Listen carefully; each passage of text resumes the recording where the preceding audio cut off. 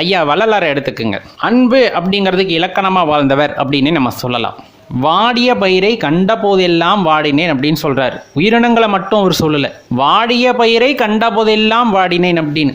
அப்ப இந்த உலகத்தில் இருக்க எல்லா ஜீவராசிகளுக்கும் மரம் செடி தாவரம் எல்லாத்துக்குள்ளேயும் சிவத்தை கண்டவர் தான் நம்ம ஐயா வள்ளலார் அவர்கள் அப்படின்னு இந்த இடத்துல நீங்க புரிஞ்சுக்கணும்.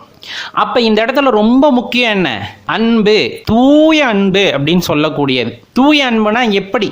நல்லா கேட்டுக்குங்க. உள்ளம் உருகும் அளவிற்கு உனக்குள் அந்த அன்பு இருக்க வேண்டும். இறைவனை பாடும் போது உன்னோட கடைக்கண்கள்ல நீர் அருவி மாறி பொங்கணும்.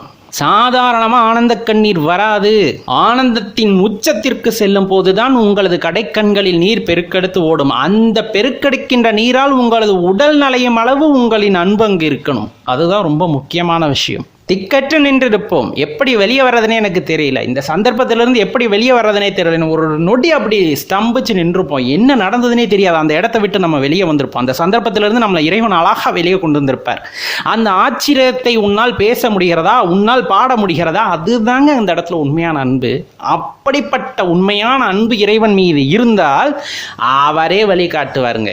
எப்பவுமே உண்மையான பக்தி என்றுமே தோற்று போகாது.